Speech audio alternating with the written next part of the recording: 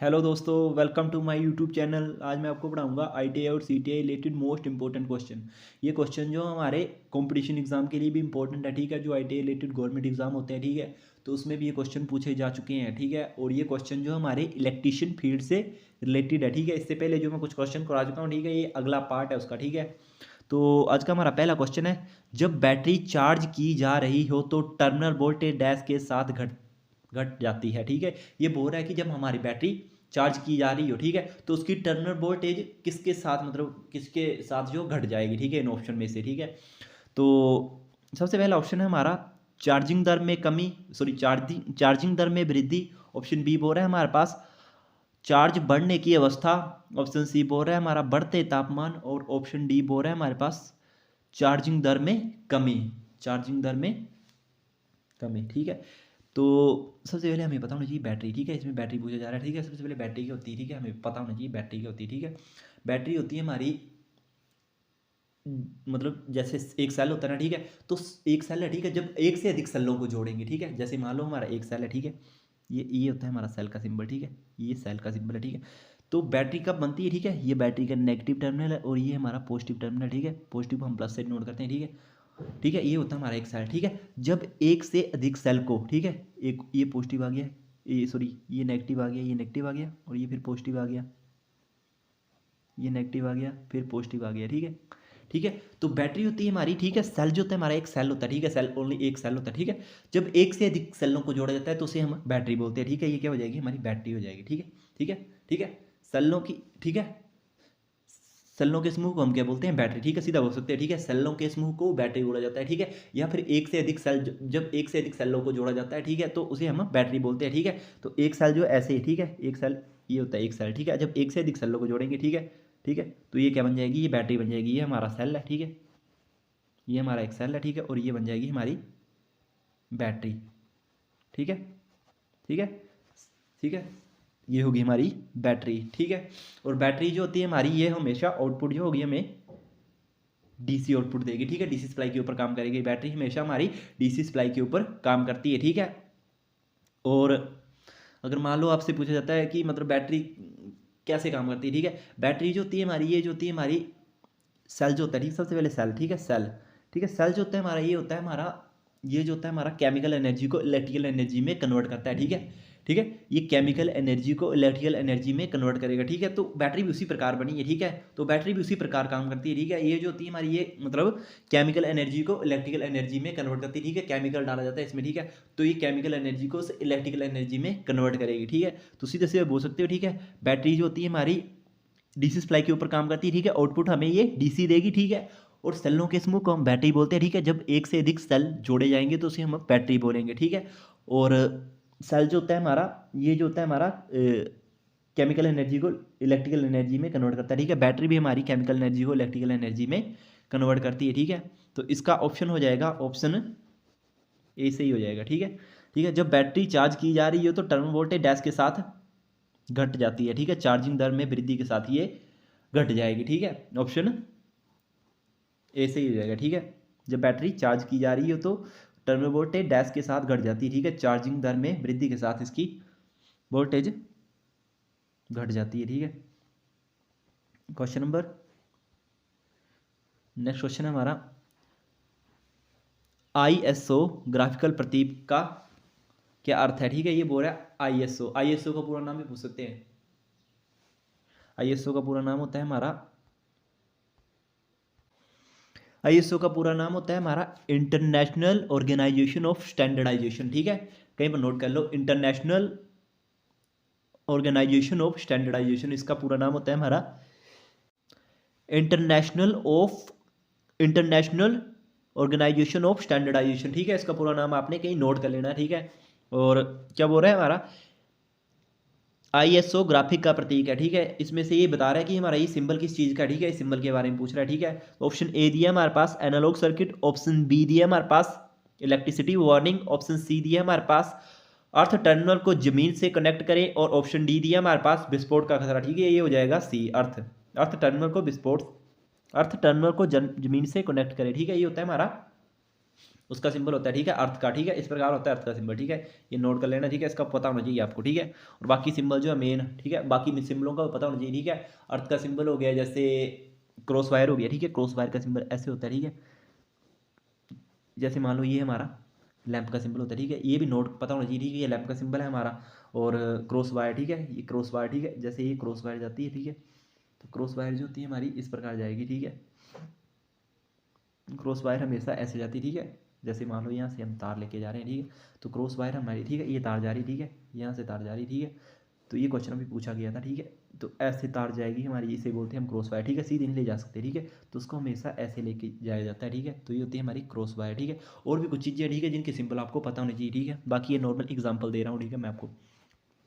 Next question है हमारा अगला, 66 kb तक के वोल्टेज के लिए 66 kb तक के वोल्टेज के ट्रांसमिशन के लिए एक केबल में कितने कोर का प्रयोग किया जाता है, ठीक है। ये बोल रहा है हमारा 66 kb तक के वोल्टेज ट्रांसमिशन के लिए एक केबल के कितने प्रकार के कोर का प्रयोग किया जाता है, ठीक है। तो ऑप्शन ए बोल रहा है हमारा सिंगल कोर, ऑप्शन बी बोल रहा है हमारा 2 कोर, ऑप्शन सी बोल रहा है हमारे पास 3 कोर, और ऑप्शन डी बोल रहा है हमारे पास 5 कोर, ठीक है।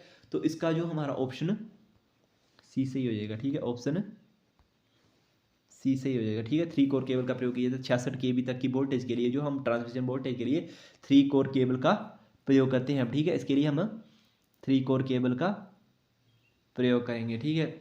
और सबसे पहले आपको एक चीज़ बता देता हूँ, ठीक है, ये क्वेश्चन काफ़ी बार पूछा जाता है, ठीक है, जैसे एक होती है हमारी LT और एक होती है HT, पहले भी बताया मैंने शायद आपको, ठीक है, ठीक है। LT जो होती है हमारी कितनी होती है, ये LT होती है हमारी 1000 वोल्ट तक, ठीक है, या 1 kV तक, ठीक है, ठीक है, या 1 kV तक, ठीक है।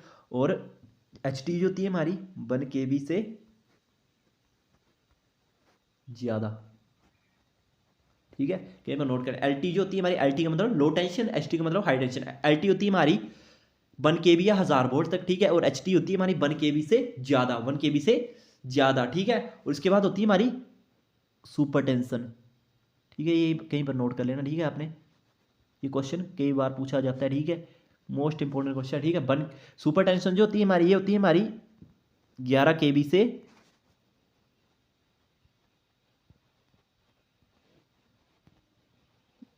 11 kV से 33 kV तक, ठीक है। सुपर टेंशन जो होती है सबसे पहले हमारी लो टेंशन, ठीक है, लो टेंशन होती है हमारी 1000 वोल्ट, ठीक है, या 1 kV तक, ठीक है। और HT होती है हमारी 1 kV से ज़्यादा, ठीक है, 1 kV से ज़्यादा जो कि हमारी HT होगी, ठीक है। सुपर टेंशन होती है हमारी 11 kV से 33 kV तक, ठीक है, सुपर टेंशन होती है हमारी 11 kV से 33 kV, ठीक है। इसके बाद होती है हमारी EHT,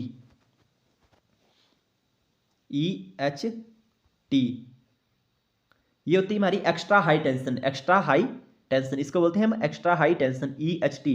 ये होती है हमारी 33 kV से 66 kV तक, ठीक है। EHT मतलब एक्स्ट्रा हाई टेंशन, ठीक है, मैं शॉर्ट में बता रहा हूँ, ठीक है, आपने कहीं नोट कर लेना। EHT मतलब एक्स्ट्रा हाई टेंशन, ये होती है हमारी 33 kV से 66 kV तक, ठीक है।